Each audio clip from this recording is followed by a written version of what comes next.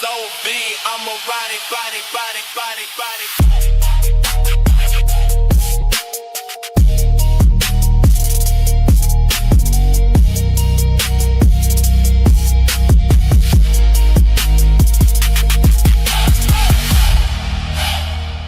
Welcome back, strategists. This is Isabella Marquez, and today is 17 February 2026.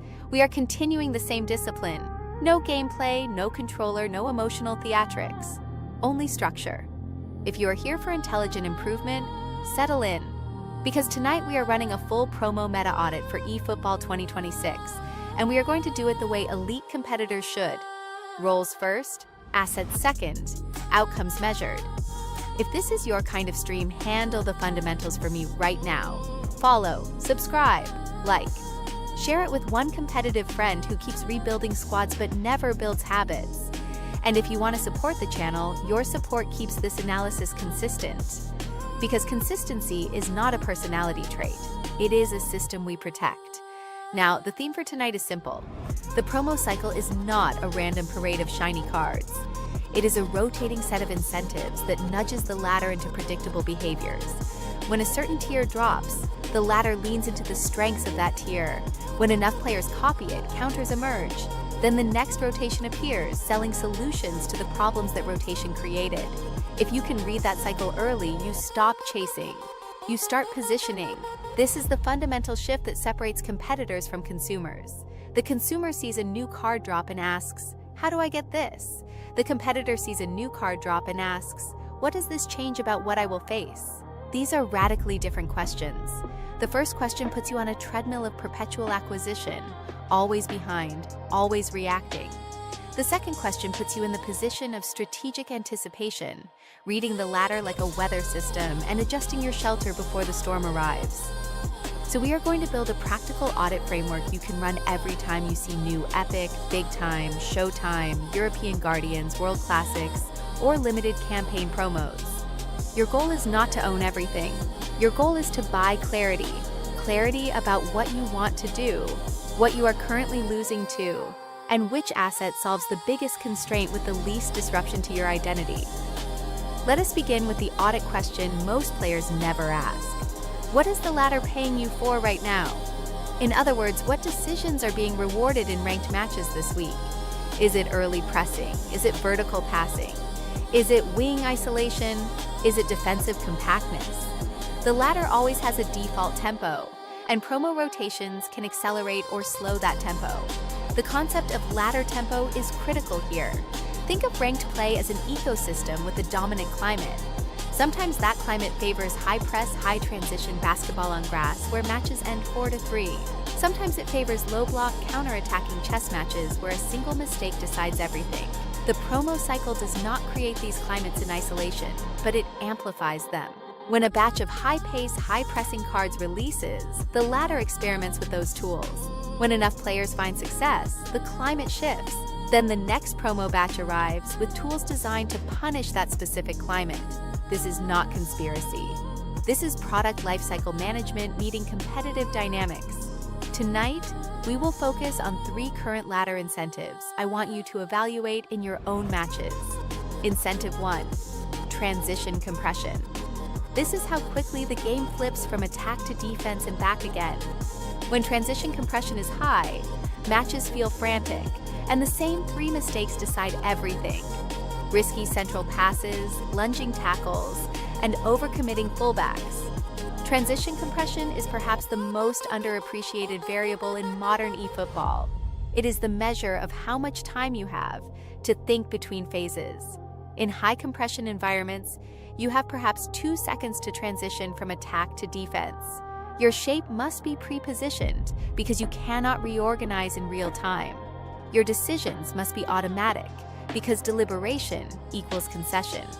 This is why high compression metas favor players with strong procedural memory and punish players who rely on visual processing and reaction. If you are watching the game and then deciding, you are already too late. Incentive 2, half-space dominance. This is about who controls the lanes between central and wide areas near the box. When half-space dominance matters, Clean midfield controllers and disciplined defensive mids become priceless. The half space is not merely a location on the pitch. It is a tactical concept that represents the most valuable real estate in modern football. It is where the defense is most vulnerable because it sits between the responsibilities of multiple defenders. The center back is wary of leaving his line. The fullback is wary of leaving his winger. The defensive mid is wary of leaving the center. Into this uncertainty steps the half-space operator, the player who understands that hesitation is the defender's disease and timing is the attacker's cure. Incentive 3. Finishing efficiency under constraint. This is about whether your chances become goals when the box is crowded and the keeper is strong. This is where many technically skilled players plateau. They can build, they can defend, they can create chances, but they cannot convert under pressure. The constraint is what matters here. Anyone can finish when the keeper is stranded and the net is open. The elite finisher converts when the angle is tight, the defender is closing, and the keeper is positioned. This requires not just mechanical skill, but psychological discipline. The willingness to shoot early rather than perfect, to accept good enough rather than wait for ideal. Now, the audit framework. I want you to think like an analyst, not a collector. Every match produces data. Your job is to label that data and respond with one intentional change at a time. The collector mindset is seductive because it offers the illusion of progress through acquisition. Each new card feels like a step forward, but without a framework for evaluation, you are merely accumulating options without optimizing decisions. The analyst mindset is less immediately gratifying but ultimately more powerful. It treats each match as an experiment, each result as information, each adjustment as a hypothesis tested. Step 1. Label your conceded goals by category, not "I conceded 2 goals." Category. Was it a through ball behind the line, a cutback, a rebound, a near post shot, a far post cross, a set piece? If you do not label it, you cannot solve it. If you do label it, you can solve it with one structural rule. Let me expand on this because it is where most players fail. They remember the feeling of conceding, frustration, perhaps a sense that the opponent was lucky or that the game is broken, but they do not remember the sequence. They do not track the pattern. Was it the 3rd time this week that a cutback from the byline punished you? Was it the 5th time that a diagonal ball over your fullback's shoulder created the chance? These patterns are not random. They are symptoms of structural vulnerabilities. The cutback suggests your fullbacks are pressing too high without cover. The diagonal suggests your backline is not dropping quickly enough, or your keeper is not commanding his space. Each category has a specific structural remedy, but you cannot apply the remedy if you have not diagnosed the disease. Step 2. Label your lost control moments. When did the match stop feeling stable? Was it when you tried to build through the middle? Was it when you pressed and got played through? Was it when you attacked with too many runners and got countered? The match always tells you where your system breaks, and that break point is more important than the final score. Lost control moments are the hidden data of competitive play. The scoreboard tells you who won, the control profile tells you why. A match where you led 2-0, conceded, then held on for 2-1 looks like a win. But if the lost control moment came when you abandoned your structure to protect the lead, you have learned something valuable about your psychological vulnerabilities under pressure. Conversely, a match where you lost 1-0 but maintained control throughout suggests your finishing was poor but your system was sound. These distinctions matter because they dictate what you change. Change the system when the system fails. Change the execution when the system works, but the outcome disappoints. Step 3. Choose a single constraint target. This is the one weakness you will solve first. You do not solve everything at once. That is how players stay stuck. You solve one constraint, then the next constraint reveals itself, then you solve that. Elite progression is sequential. The temptation to overhaul everything is understandable. You have a bad weekend, you drop division, you feel the need for radical change. But radical change destroys the accumulated knowledge of what was working. It throws out the good with the bad. The sequential approach requires patience and trust in the process. You identify your highest leverage constraint, The one problem that, if solved, would improve your results most significantly. You implement one structural change to address it. You play 20-30 matches to see if the change produces the expected result. Only then do you move to the next constraint. This is slow in the moment, but fast over time because your improvements compound, rather than canceling each other out. Now we map promo tiers to constraints. Because tiers are not just rarity, they are function. Epic cards frequently offer stability across phases. They stay reliable when the match becomes messy. Big-time cards often provide decisive advantage in one or two high-value moments: a duel, a run, a strike, an interception. Showtime cards can provide situational superiority in tight spaces: fast release, sharp turns, unique shot windows. European Guardians often deliver targeted counters to popular patterns, usually in defensive and midfield control roles. World Classics typically offer refined movement intelligence and composure. The card feels smooth, not because of magic, but because of a consistent animation profile in control moments. Limited campaign promos can be excellent, but they are often meta-attuned. They shine when the latter is leaning into a specific approach. Understanding these functional differences is crucial because it allows you to shop with intention. When you know your constraint is transition defense, you know to look for epic defensive midfielders or European Guardian center backs. When you know your constraint is breaking down compact defenses, you know to look for showtime, attacking midfielders, or big-time strikers. The name on the card, the overall rating, the pack animation, these are marketing. The function of the card within your system is value. So when you see a new promo release, your first question is not who is the biggest name. Your first question is, which constraint does this tier solve in my system? Let us apply that to the first ladder incentive, transition compression. When transition compression is high, the ladder punishes loose structure. That means your defensive rest shape becomes your primary weapon. Your rest shape is what you look like the moment you lose the ball. If your rest shape is stretched, you will concede. If your rest shape is compact and layered, you will survive. The rest shape is the most important tactical concept that casual players ignore.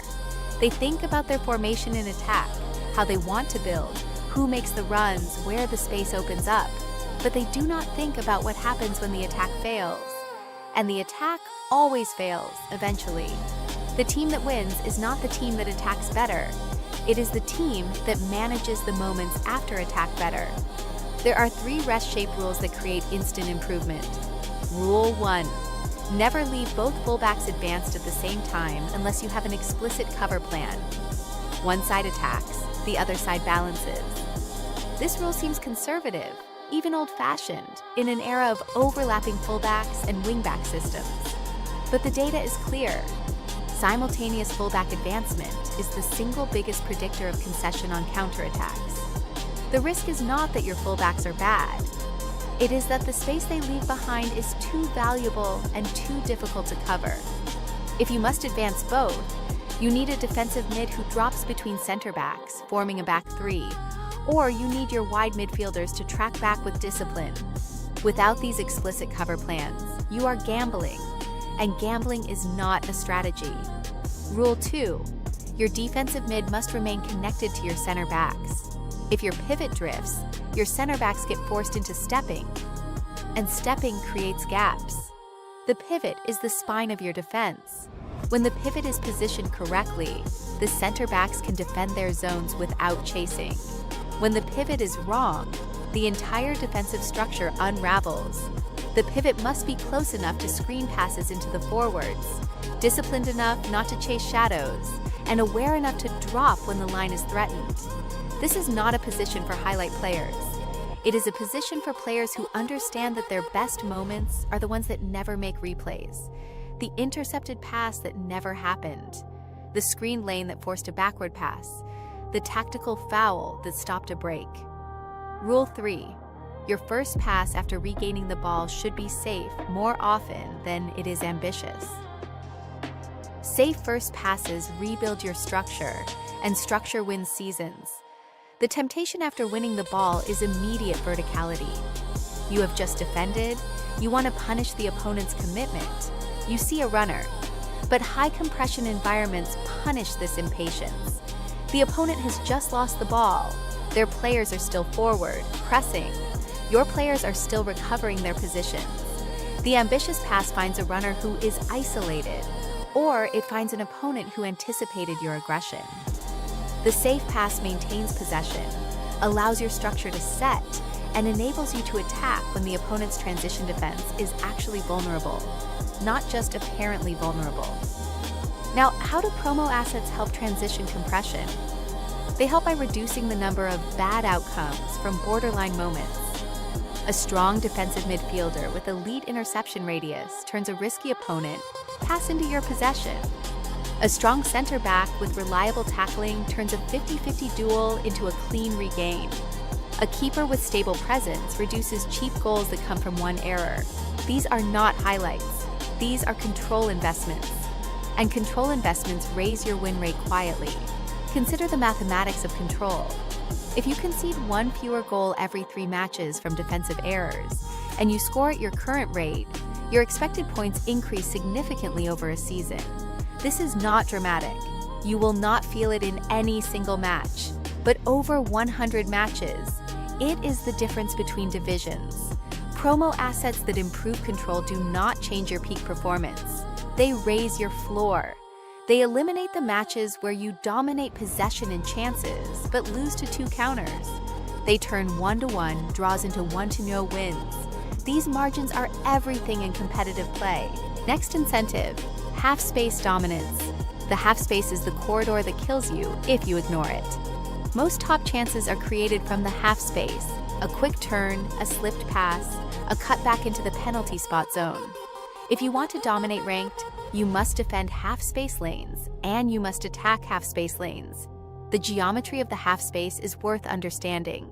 It is the area between the center of the pitch and the touchline, roughly from the edge of the box to the height of the penalty spot. From this position, a player can shoot across the keeper to the far post, slip a pass to a striker making a diagonal run, or drive to the byline for a cutback.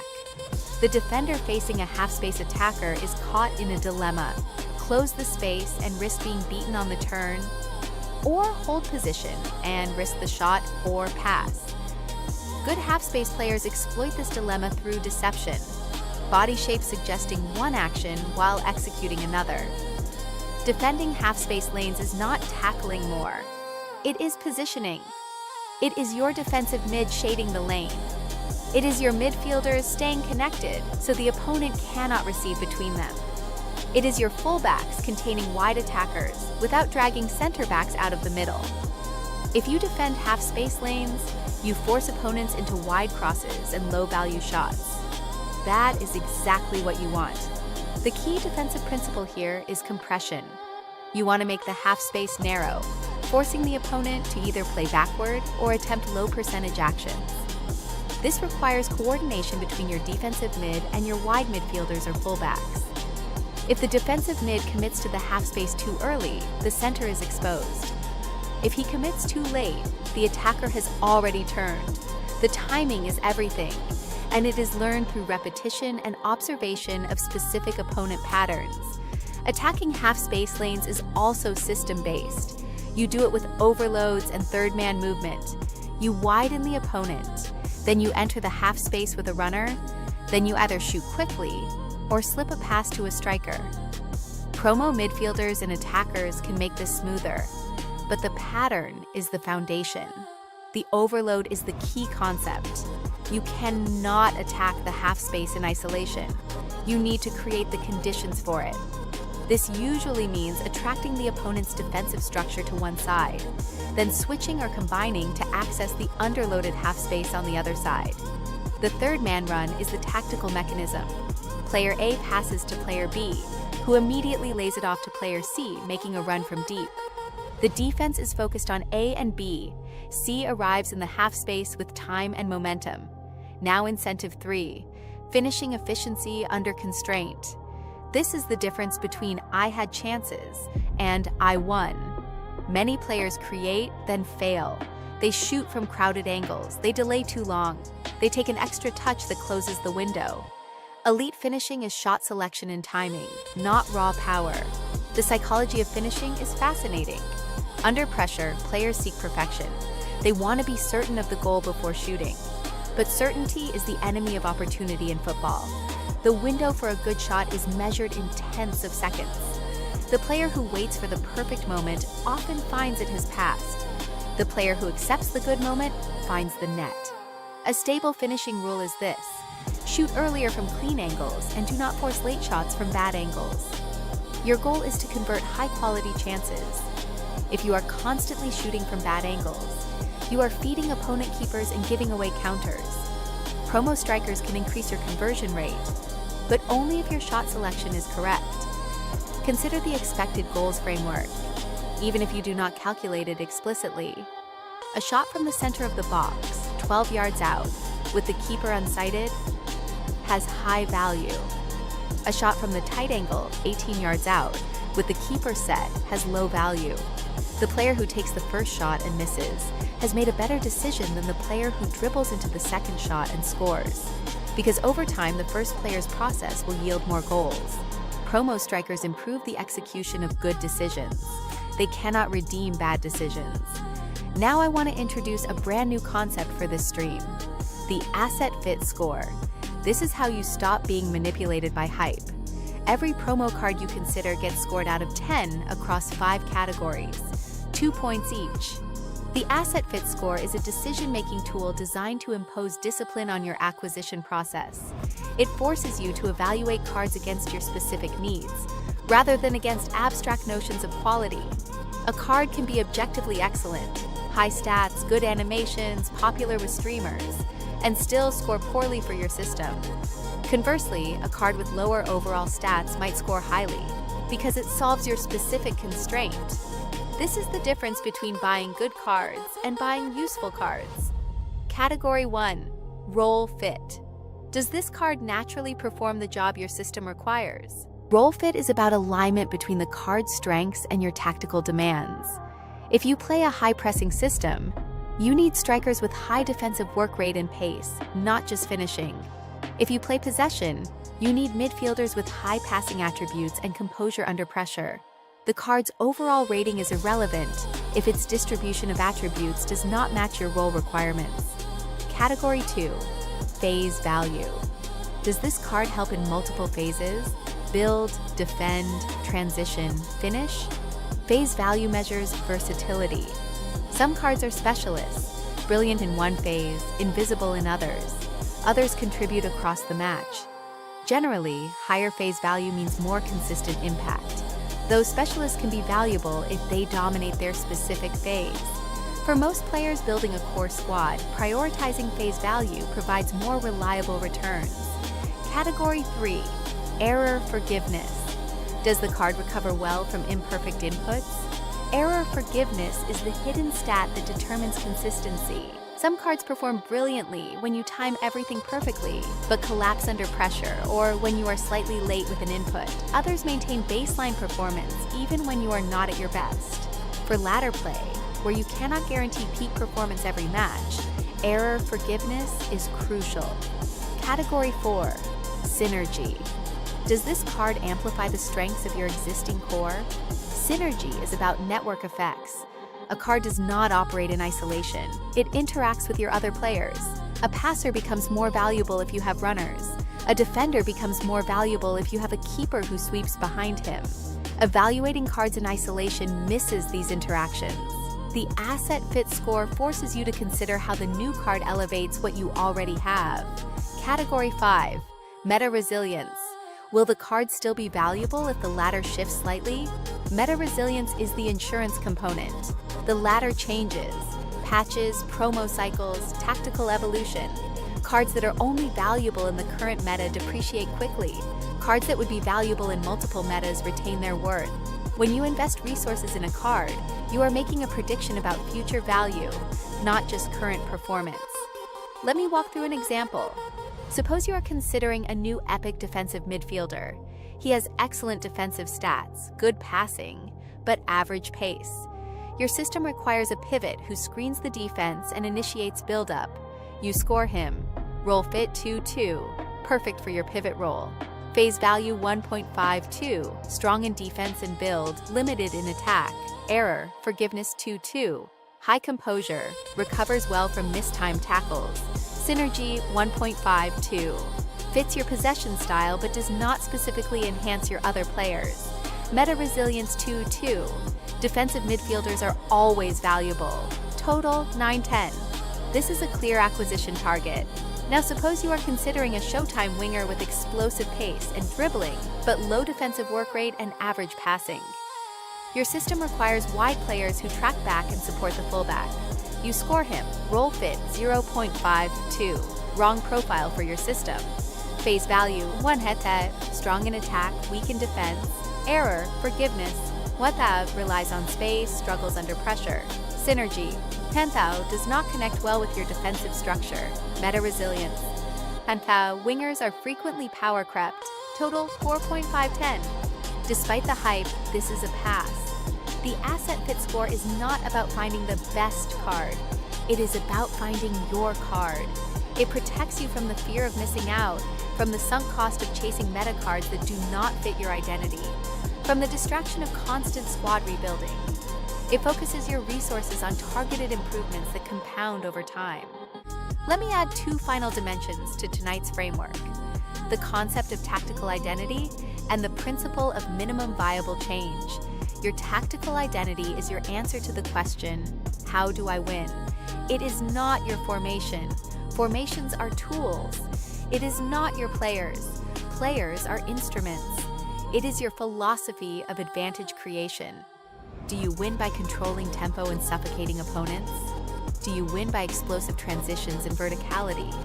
Do you win by set-piece dominance and aerial threat? Your tactical identity should be stable enough to guide decisions, but flexible enough to adapt to ladder shifts. When you know your identity, you can evaluate every promo through that lens. Does this help me do what I do better? The principle of minimum viable change states that you should make the smallest possible adjustment that solves your constraint. If your defense is conceding on counters, the solution is not necessarily a new center back. It might be a tactical instruction to your fullbacks. It might be a formation shift that provides natural cover. It might be a new defensive mid who screens better. The minimum viable change preserves what is working while fixing what is not. It avoids the disruption of complete overhauls. As we close tonight's audit, I want you to take 3 actions this week. First, run the conceded goals audit on your last 20 matches. Label every goal. Find your pattern. Second, identify your one constraint target, the highest leverage improvement available to you right now. Third, apply the asset fit score to any promo card you consider this week. See if it changes your behavior. Remember, the goal is not to collect the best cards. The goal is to build the best system. Cards are temporary. Structure is permanent. Focus on structure and the wins will follow. If a card scores 8 to 10, it is a strategic purchase. If it scores 6 to 7, it is a luxury purchase. If it scores 5 or below, it is entertainment, not progression. This single framework protects your resources, protects your identity, and protects your improvement curve. It is the difference between players who climb consistently and players who oscillate between excitement and frustration. The strategic purchase integrates into your system and compounds value over time. The luxury purchase adds marginal improvement to an already solved area. The entertainment purchase distracts you from your actual constraints, while consuming resources that could have addressed them. Consider the psychology here. When you buy entertainment, you are not really buying a card. You are buying a feeling. The dopamine of acquisition. The temporary identity of having something new. The social signal of keeping pace with the meta. These feelings are real but fleeting. When the next promo drops, the feeling fades and you need another hit. This is the cycle that keeps players trapped in perpetual rebuilding, never achieving the consistency that comes from stable systems. Now let us talk about opponent archetypes using a new angle: decision taxes. Every opponent style taxes a certain weakness. If you know the tax, you can lower it. The concept of decision taxes comes from behavioral economics. Every decision you make consumes cognitive resources. Some decisions are automatic, others require deliberate processing. When an opponent's style forces you into difficult decisions repeatedly, they are taxing your mental bandwidth. Eventually, you exhaust that bandwidth and make errors. The elite player understands this dynamic and builds systems that minimize decision taxes through preparation and default rules. High-press opponents tax your composure. The tax is rushed passes. You lower it with bounce patterns and safe exits. The bounce pattern is simple but requires discipline. When pressed, your first touch moves the ball to a supporting player rather than attempting to beat the press. This seems conservative, but it is actually aggressive in a different dimension: time. By maintaining possession, you force the opponent to expend energy and reorganize. Safe exits are pre-identified routes: the fullback who stays wide, the pivot who drops deep, the keeper who acts as an extra passer. You do not invent these under pressure. You know them before the match begins. Vertical opponents tax your spacing. The tax is leaving channels open. You lower it with compact reshape and lane-first defense. Vertical opponents want to play through you, not around you. They seek the direct pass that breaks lines and creates immediate danger. The temptation is to drop deep and protect the space behind. But this surrenders the midfield and allows them to build rhythm. The correct response is compactness without depth, staying connected vertically so there are no gaps between lines, but not dropping so deep that you invite pressure. Lane-first defense means your priority is occupying passing lanes rather than marking players. If the lane is closed, the player becomes irrelevant. Wing overload opponents tax your discipline. The tax is chasing wide with center backs. You lower it by protecting cutback lanes with your pivot and keeping center backs central. This is perhaps the most common discipline failure in modern eFootball. The wide player receives the ball, your fullback is beaten, and your center back feels the urge to rescue the situation. He steps wide, the striker runs behind him, and the cutback produces a goal. The pivot's job is to prevent this scenario. He must be positioned to intercept the cutback lane, while the center back remains central to defend the cross and the run behind. This requires trust. Trust that the fullback will recover. Trust that the keeper will handle the wide shot. Trust that the system works even when individual moments look dangerous. Low block opponents tax your patience. The tax is forcing final balls. You lower it by widening, shifting, entering half space, finishing early. The low block is psychological warfare disguised as tactics. It invites you to possess, to push forward, to believe that surely the next pass will unlock the defense. The longer you possess without penetration, the more frustrated you become. The more frustrated you become, the more you force. The forcing produces turnovers, and the turnovers produce counters. The solution is mechanical, not emotional. You widen to stretch the block horizontally. You shift the ball quickly to move the block. You enter the half space where the block is most vulnerable. And you finish early before the defense resets, before you overthink, before the moment passes. Notice something. None of these taxes are removed by buying one card. They are removed by adopting one rule. Cards multiply rules. They do not replace rules. This is the foundational truth that promo culture obscures. A better card makes a good rule more effective. It does not create effectiveness from nothing. If you have no rule for handling high press, a press-resistant midfielder will help marginally, but you will still concede turnovers. If you have a clear bounce pattern and safe exits, that same midfielder becomes transformative. The rule is the multiplier.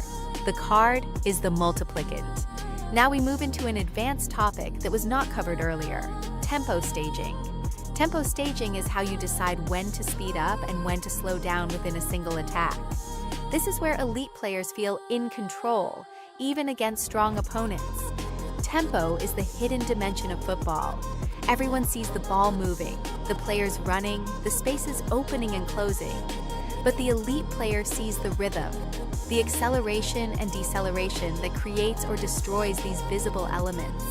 Tempo staging is the conscious manipulation of this rhythm. Tempo staging has 3 gears. Gear 1. Stabilize. You recycle passes to rebuild your shape and your angles. Gear 2. Probe. You attack one side with a controlled overload to see how the opponent reacts. Gear 3. Strike. You execute the decisive action. A through ball, a cutback, a quick shot, a 1-2 into the box. Most players skip stabilization, probe randomly, and strike from bad angles. Elite players stabilize, probe with intention, then strike when the defense is in motion. This is why their goals look easy. They are not easy. They are staged. The stabilization phase is where most attacks die prematurely. Players feel pressure to progress, to make something happen, to justify their possession. So they force the probe before their shape supports it. The result is a predictable attack against a set defense. Stabilization requires confidence. The confidence to pass backward, to circulate without apparent purpose, to trust that the right moment will emerge from patience rather than force.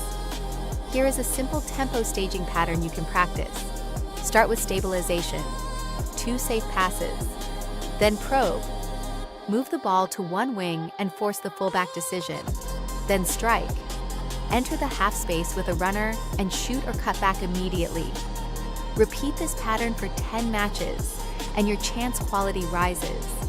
The beauty of this pattern is its repeatability. You are not waiting for inspiration. You are executing a sequence. The fullback decision is the key diagnostic. Does he press, contain, or show inside? His choice determines your next action. If he presses, you play behind him. If he contains, you combine with a teammate. If he shows inside, you use the wing. These responses become automatic with practice, freeing your attention for higher-level reading of the match. Now, we will talk about the most underrated competitive resource: attention. Attention is limited. If your tactics require you to track too many things, you will make errors. So the smartest approach is to simplify your decision tree. Attention is the currency of high-level play. Every decision, every read, every adjustment costs attention. When you run out, you default to habit.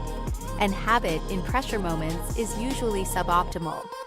The goal of system design is to reduce attention costs for routine situations, preserving attention for the moments that truly require it. You do that by creating defaults. Default 1, safe first pass after regains. Default 2, defend lanes, not the ball, in transition. Default 3, 1 fullback attacks, 1 fullback balances. Default 4, do not switch to center backs to chase wide threats unless the ball is inside the box. Default 5, 2 triggers for pressing, not constant pressing. For example, press after a backward pass, or press after a heavy touch. These defaults are not restrictions. They are freedoms. When you know your default, you do not deliberate. When you do not deliberate, you preserve attention. When you preserve attention, you are available for the moments that require genuine reading and adaptation. The player without defaults is exhausted by minute 60. The player with defaults is just beginning to exploit the accumulated fatigue of opponents who have been deciding everything from scratch. These defaults reduce cognitive load, and reduced cognitive load increases consistency. Consistency wins ranked. If you like this level of detail, you already know the routine. Follow, subscribe, like, share, and support. Now I want to give you a promo rotation specific tactic, the 2-card thesis. Every time you see new promos, pick 2 cards conceptually, even if you do not own them. 1 stability thesis card and 1 decisive thesis card.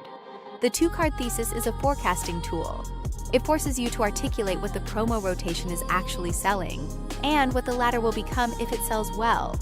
This articulation is the first step toward positioning yourself ahead of the curve. Stability thesis cards are usually defenders, anchors, or controllers, players who reduce volatility. Decisive thesis cards are usually creators or finishers, players who turn one moment into a goal. Then you ask, what does the latter do if many players adopt these 2 theses? If stability rises, matches become tighter, and finishing efficiency becomes the edge. If decisive cards rise, matches become more open. and defensive compactness becomes the edge. This is how you predict the counter meta before it arrives.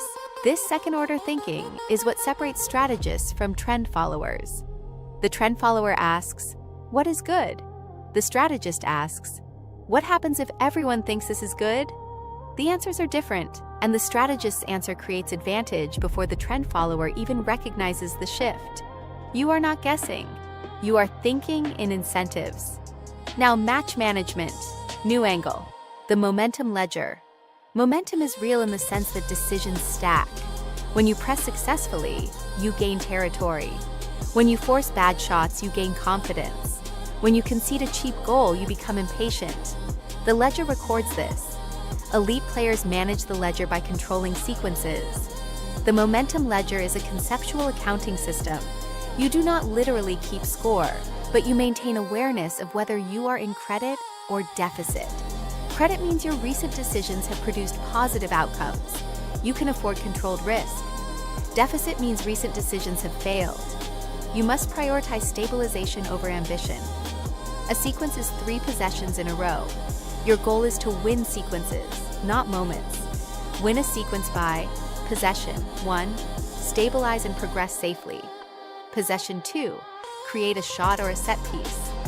Possession 3, win the ball back quickly or force a clearance. If you win sequences, you dominate matches. If you lose sequences, you chase. The sequence framework transforms match management from reactive to proactive. You are not waiting to see what happens. You are executing a plan across multiple possessions. This creates coherence. Your defense supports your attack. Your attack sets up your defense. The player who thinks in isolated moments is always starting from 0. The player who thinks in sequences compounds advantage. Now, let us close with a practical action plan for tonight's viewers. I want you to do 3 things after this stream. 1. Write down your top 3 conceded goal categories from your last 10 matches. 2. Choose 1 constraint target. Only 1. 3. Create 1 rule to address that constraint target and apply it for 10 matches without deviation. Then come back and comment your formation, play style, and your top 3 conceded goal categories. I will respond with a system-based recommendation that fits your identity. That is how this channel becomes useful, not just entertaining.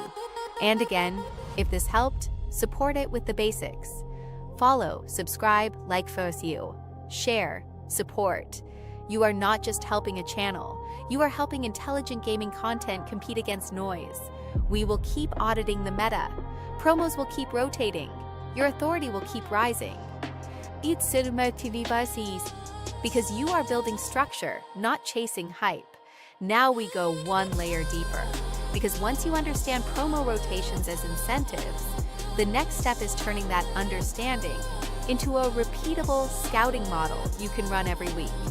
This is where most players fail. They can explain the meta, but they cannot operationalize it. We are going to operationalize it. Operationalization is the bridge between knowledge and results.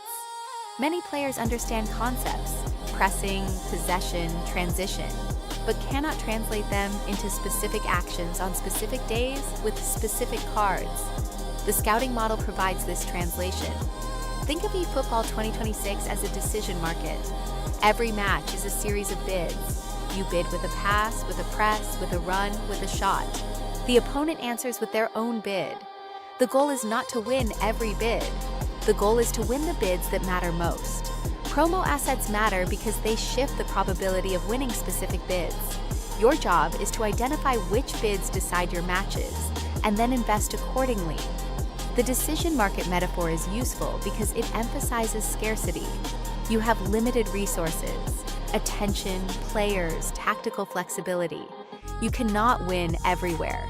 You must choose where to place your bids, which means choosing where to accept temporary disadvantage in order to create decisive advantage elsewhere. So here is a brand new tool for tonight, the match bid map. There are only 5 high-impact bid zones you need to track. Build exit bid. Your first 2 passes under pressure in your defensive third. Midfield gate, bid. The moment you try to enter the half space or the pocket. Final action, bid. The pass or touch that creates a shot box protection, bid. the decision that prevents cutbacks in central shots. Transition stop. Bid, the first 5 seconds after losing possession. If you lose matches, you are usually losing one of these 5 bids consistently. Most players misdiagnose because they focus on the goal instead of the bid that created the goal. You fix the bid, the goals disappear. The specificity of these bids is crucial. Defending better is not actionable. Improving transition, stop bid by collapsing shape within 3 seconds is actionable. The match bid map turns vague ambitions into concrete practice targets. Now, the scouting model. Every promo card you evaluate should be linked to one of these bids. If you cannot link it, it is a vanity choice. A press-resistant controller improves build-exit, bid and midfield gate bid. A dominant DMF improves transition stop, bid, and box protection bid. A stable CB pairing improves box protection, bid, and transition stop bid.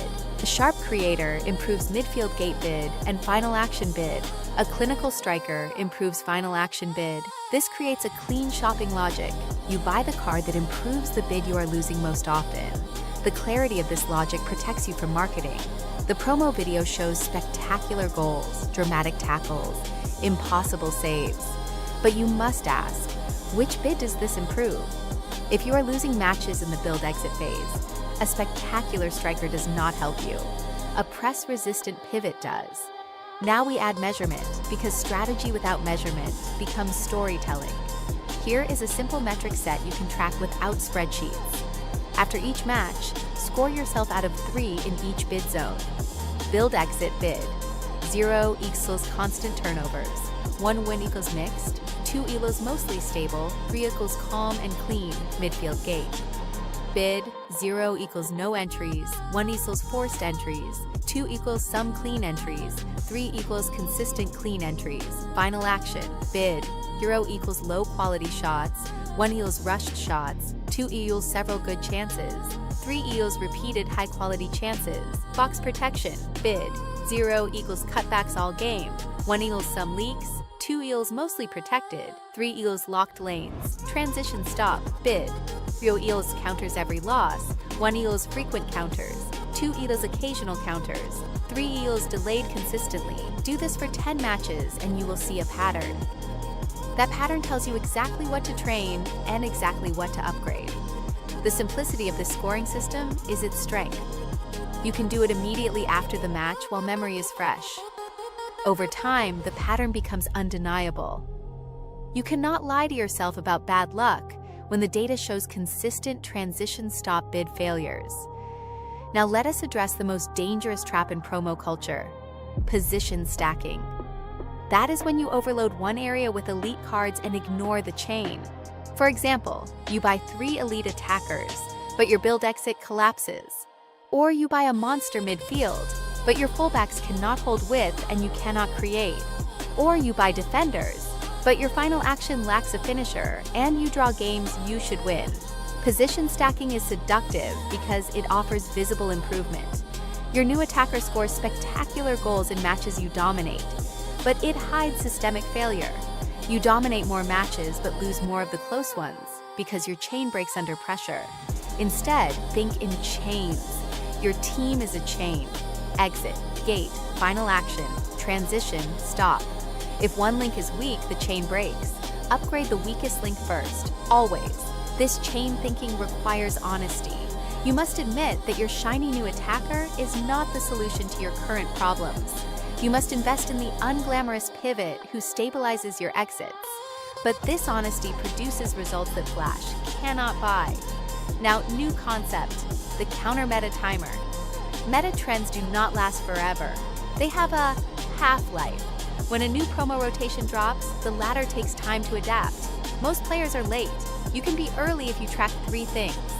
Adoption speed. How quickly you start seeing the same promo tier in opponents. Failure exposure. How quickly counters start appearing. Stability return. When matches start feeling similar again, here's how it plays out. Early phase. People adopt the shiny card and force the style it implies. Mid-phase. Disciplined players counter it and expose predictable patterns. Late phase. The latter normalizes and the next rotation appears with solutions. If you identify which phase you are in, you can choose whether to ride the wave or be the counter. The counter meta timer turns meta awareness into timing advantage. Riding the wave in early phase produces easy wins as opponents struggle to adapt. Being the counter in mid-phase produces wins against players who have committed to the meta without mastering it. Recognizing stability return prevents you from over-investing in counters that are no longer necessary. Practical example: if you suddenly face many teams built around explosive attackers, your first instinct might be to chase your own explosive attacker. But the counter meta move is often to invest in stability, deeper rest shape, stronger pivot discipline, and a reliable defensive profile. You let others gamble while you compound wins from their mistakes. Now we move into in-game behavior that matches this. Here is a new tactical protocol for dealing with opponents who are clearly riding the latest rotation. Protocol: deny the advertised strength. If the opponent's squad screams speed behind, you deny depth by holding a safer line, keeping pivot connected, and avoiding central turnovers. If their squad screams tight dribble creators, you deny pockets by closing half-space lanes and forcing wide play. If their squad screams wing isolation, you deny the 1v1 by doubling with winger tracking and fullback containment, while keeping your center back central. If their squad screams press, you deny chaos by passing earlier and refusing risky touches under pressure. When you deny the